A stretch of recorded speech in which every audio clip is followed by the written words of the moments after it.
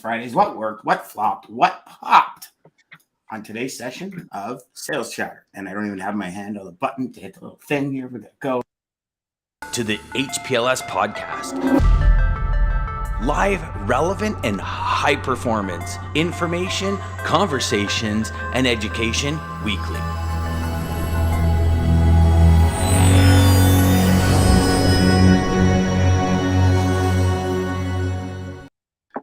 They say it's like riding a bike. I feel like I just rode my bike into a telephone booth. It was a crazy, you're talking, right into the telephone booth. So, hey, guys, wins and lessons Friday. Let me get back to the chat here. By the way, y'all did an awesome job yesterday on the show.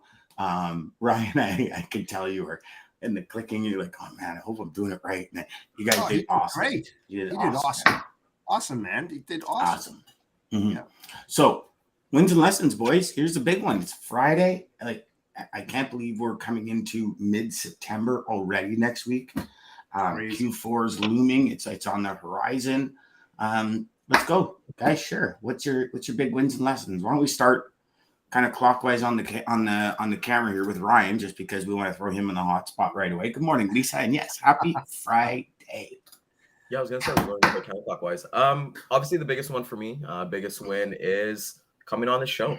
I think it's been the past 2 days have been amazing, working with Jeff and then with Dan as well. The community is one thing that I love the most. I've seen everyone's comments, seen everyone's well wishes. I think I got probably 15 LinkedIn connection requests yesterday. So keep it coming, keep it coming. People are awesome. The conversation is awesome, and we're gonna just. From what I've kind of learned is that, hey, we're going to make the beginner to the novice to the amateur to the expert of logistics. We're just going to up their game a little bit, right? So that was the biggest win for me. A part of that is having my family support so much on Facebook. So everyone who's logged in on my personal Facebook, thank you guys so much for liking and leaving all those beautiful comments. For losses, I don't know. I maybe we'll have to get back to me on that one. No, lessons, no losses, lessons. Oh, lessons. My apologies. Yeah, I think, you know what? Come back to me on that one. I'll have to think about that because I'm riding the high of coming on Sales Chatter with you. I hear you. And Lisa says, ooh, Ryan, you rocked the show yesterday. Way to go. So I had my last oncology session with my radiation oncologist yesterday because I finished all my treatments on Wednesday. Thank you, buddy. Thank you. And it was actually pretty funny. So he has a younger resident with him. And my guy comes in and says, so Dan, as my younger resident says, you're a baller. And I said, I'm a baller. What the hell is that? And he says, that's like a guy that, has got it. And, he's taking it by the horns and he's moving with it and he's crushing it. He says, so good for you. And so of course, I'm like, hey kids, guess what I got called? like text him like dad's a baller. What? Yeah. You gotta get the shirt swag. Yeah, that's coming. It actually got me thinking. And for all of you that practice personal development and all this kind of stuff, I've seen so many people where it's like they talk one thing, but when something hits them in life, they don't walk that walk. And I can tell you the walking of the talk for me over the last 6-7 weeks has been probably one of the most difficult things I've ever done in my life.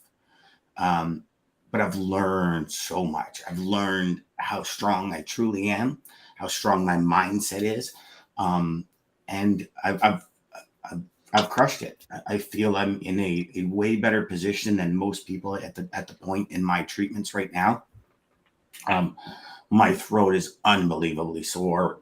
It's unbelievably dry because I'm missing all my saliva glands on this side, but it's working. You can tell my voice is coming back. I'm trying my hardest, and I know you guys laugh at this every time I say it, but I'm trying my hardest not to talk.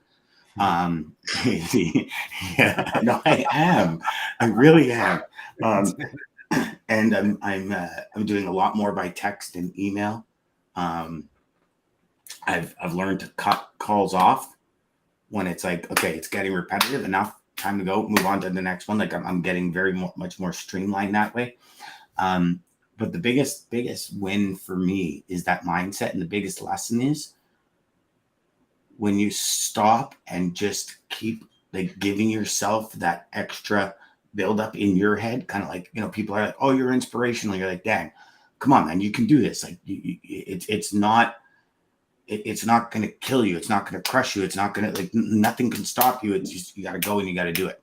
That for me, probably the biggest lesson, both win and lesson for me over the last kind of month and a bit. And big win is having you guys being able to continue the show when I was down, and DJ being able to continue the show when I was down. And to me, that means the world. So thank you. There we go. That's it. Yep. Awesome. We don't need, like I keep on telling you, Dan, there's no reason to apologize for anything or thank us. So we're more than happy to, you know, fill the seats and continue to keep this show, you know, above ground. So we're happy to do it for you, my friend. Rock on, brother. What about you, Jess? It's a win for us. What's that? My wins? It was a great week, a great week. First and foremost, I have to say, Mr. Ridley, I was able to get him an appointment with one of my my customers, which I think is going to grow his business exponentially. I'm always out. My wins are always helping other people, man. I enjoy it immensely. You know, it's not always about me and, you know, my successes. It's actually more about other people's successful, you know, relationships and how they build them and how I help to manifest that, to bring it to fruition. That's my biggest enjoyment, you know, especially at this time in my career. I mean, I really enjoy doing that. So Mark knocked it out of the park. He did a great job. He's working on other things as well. Yesterday I had the privilege of joining a fundraising golf outing, which is just the name is awesome. It's called Nothing is Impossible. It's a great name. And what it deals with helping people financially, temporarily, when a catastrophic event happens, a loss of a loved one, a loss of a job, cancer, car accident, hospitalizations, you name it. We support that, and over the last 8-9 years, so we've given away $1.7 million in grant to these people, and it was created by a bunch of lawyers in my local town. I was invited by the Knights of Columbus to do that. And now it's my new go-to. I'm going to start sponsoring it. It's such a great program to do things like that for other people. So it's also a lesson too. You know, again, it's not always about you. The lesson is to give when you can, where you can. You know, every day of your life. Those are my wins and lessons for the week, man. It was just great. Just a perfect week. I have no downfalls.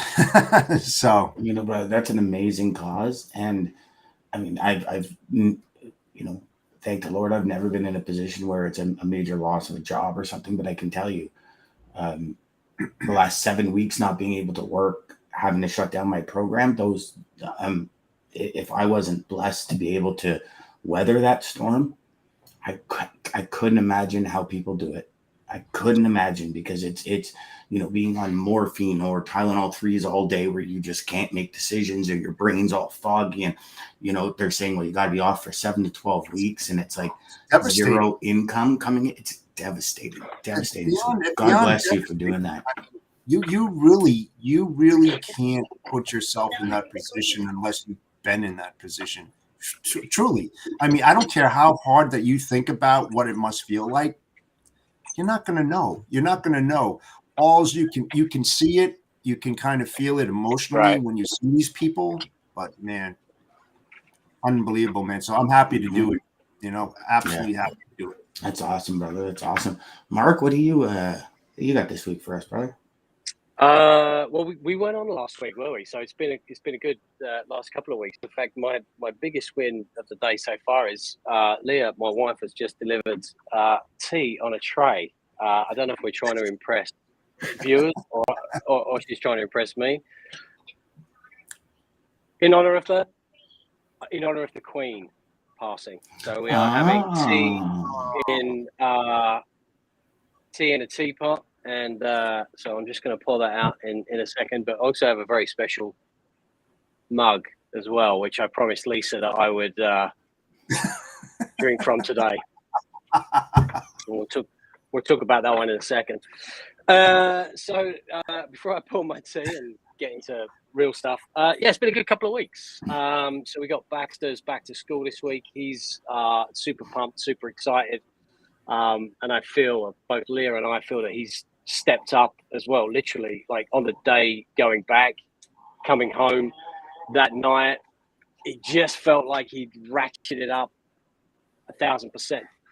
So we feel like that's a massive win, because there's always concerns about going back to school, and we try, in the final couple of weeks, trying to make sure that he's okay and feels comfortable, that he can express any anxieties, and he just took it, man. It was superb. Jeff referenced connecting with a couple of his clients this week. He's been a solid referral partner. Super appreciate that, Jeff. And then once we'd finished that call, actually, Jeff, we just literally put the phone down, and Baxter had just walked into my office here, and he's like, he just caught your image just flashing off the screen, and he's like, "Is that the Bodacious Cowboy?" So he knows who you are now. So I don't know if it's worrying that he knows you as the Bodacious Cowboy, or he recognizes your image on the beer can that I drink from. So, like, either way, it's kind of funny, I think. That is I love that. So it's been a good couple of meetings with Jeff's clients. One in particular is an actual importer, a buyer of product, and we won't go into too much detail, but they're shipping dollars out to Europe for what they're bringing in, and we think that we can probably save them about $20,000 a month. That's the plan. I'm trying to be a bit conservative, so they should be big winners in all of this, and hopefully we can make Jeff a winner as well, because we want to make sure that he looks like the hero that he is. Whenever we are in these situations, yes, the client is super important. Yes, we're bending over backwards, but we've always got Jeff and any of our referral partners. They're always firmly in our minds as well, because they're the ones whose reputations are on the line. Picked up some account opening docs this week as well. We've got some payroll going out to Mexico, which is kind of cool. My beloved Tottenham Hotspur, these guys here, they beat Marseille in the week, so I'm super pumped about that. Ryan, I think over your right shoulder, I'm looking at cricket on the screen up there. I haven't seen cricket in for like ever, so that's a big win for me. That's a reminder to get back into like finding the cricket channel. But lessons, really, it's the same. We talk about this all the time. Stay on top of your prospects. Stay on top of your clients. It doesn't matter, if you've had that conversation like 6 months ago, having regular conversations. It might take a week, it might take a month, it might take 5 years to convert that client. I think you have to also know when to cut, when somebody's really going to be, wasting your time. You don't want to be having 1,000 conversations and they're never going to go anywhere. So learning the difference between somebody that might buy in 5 years and somebody who's never going to buy at all. So that's really it. And in honor of Her Majesty, I'm just going to pour myself my morning tea. You go for it. While you do that, my friend, what we will do is we will hit this.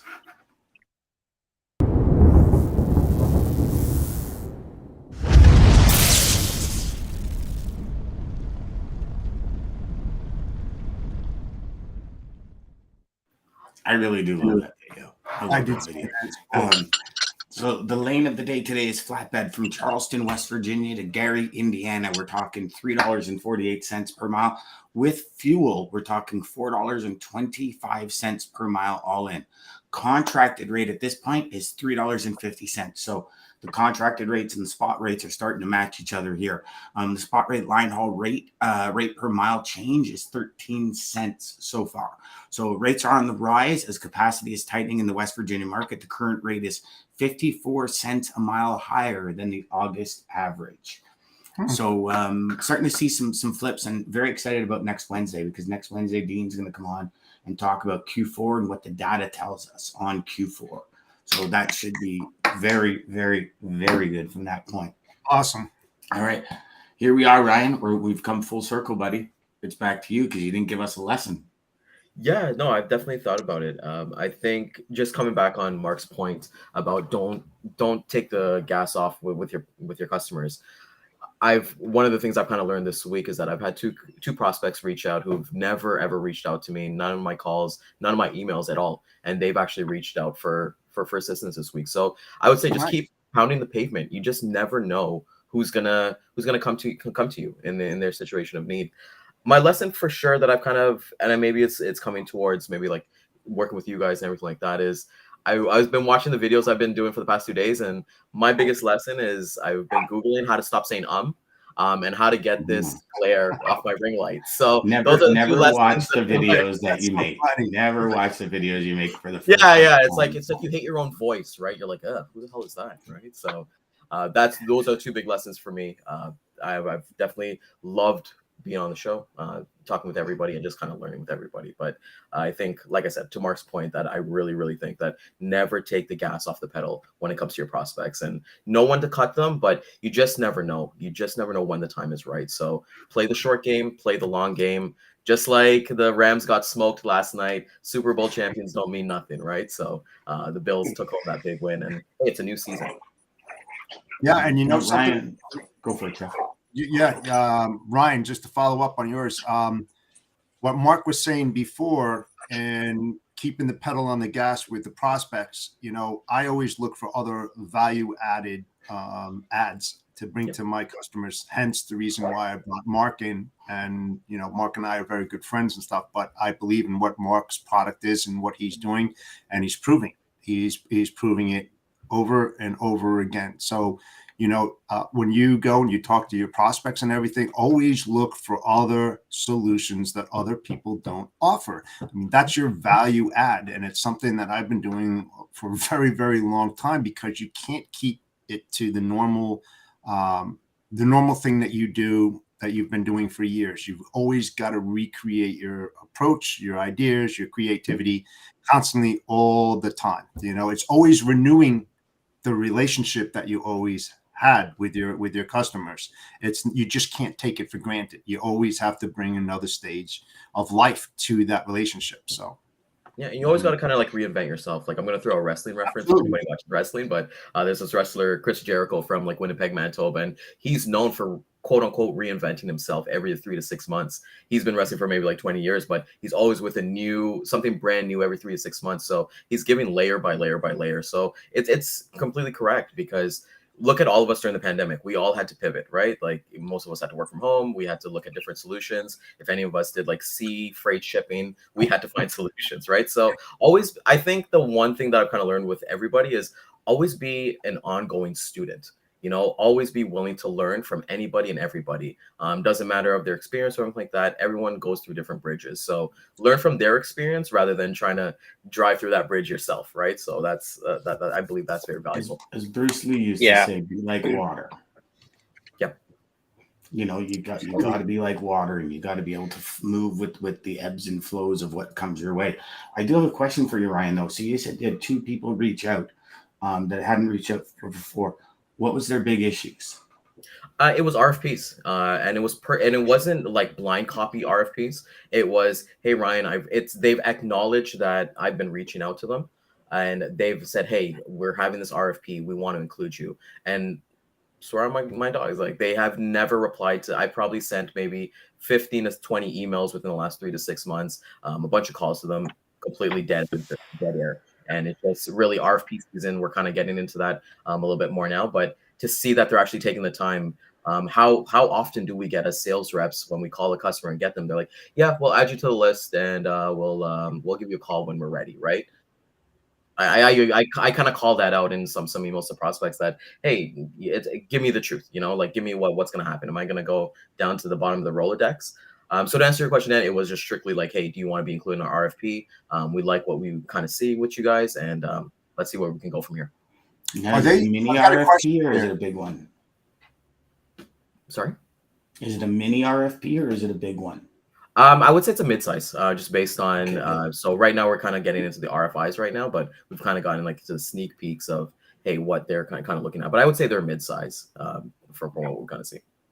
Did you have a conversation with? I'm just curious whether or not they're just canvassing your abilities to get rates and then compare it to others as a benchmark. I mean, what was your follow-up questions to them when they called you and they said, hey, Ryan, we'd love to have you part of our next RFP?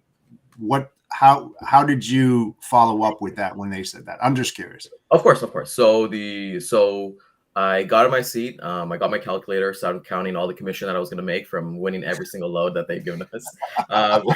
No, what I've kind of learned with these RFPs is that I gave the customer a call myself because I'm like, hey, if they send me an email, they're going to pick up the phone. And hey, just do a little plug here for Dano, but on the 28-day challenge, I learned that, hey, there was the RFP playbook.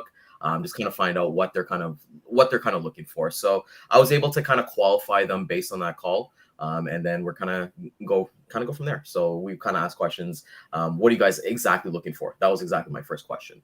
Mm-hmm. And they shared some details, and we're going to be moving forward. So it wasn't a situation like if I didn't use that from the RFP playbook, I probably would have been like, hey, yes, I want the RFP. Send it over to me. We got you, and then I'll bid on 20X lanes and then don't win anything. And I'm like, crap, how am I going to get Christmas gifts this year?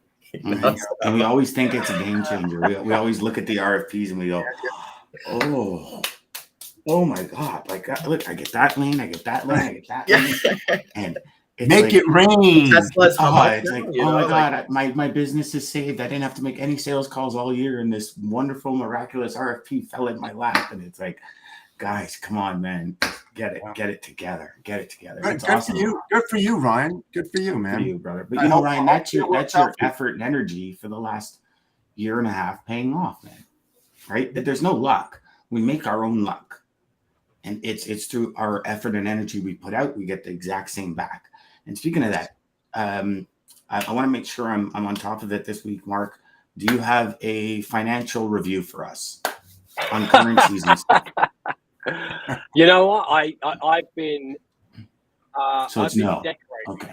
Yeah, I've been decorating for the last 2 days, and I just realised that I've got paint still on my hands. I tried to clean up as best I could today, but so I haven't really been paying too much attention to the markets. Although I will say that the ECB in Europe, they raised interest rates in the week, and it didn't do too much for the euro. It strengthened it slightly, but then just tapered off.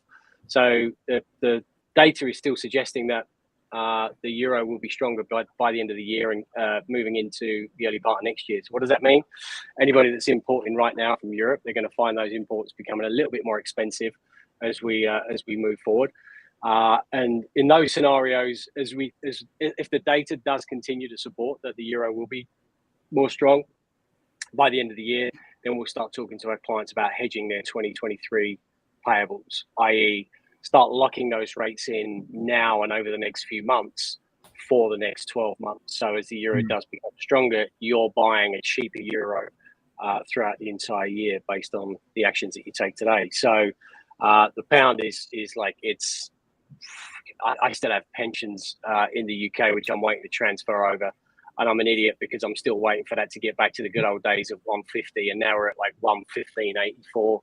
85. So like the pound is really super weak. That's probably going to pick up a little bit actually based on the sad events of yesterday. The UK will tend to rally in situations like that. So nothing too crazy from me in terms of an update. I've been largely using this as my final week before getting right back into the 18-hour days on Monday.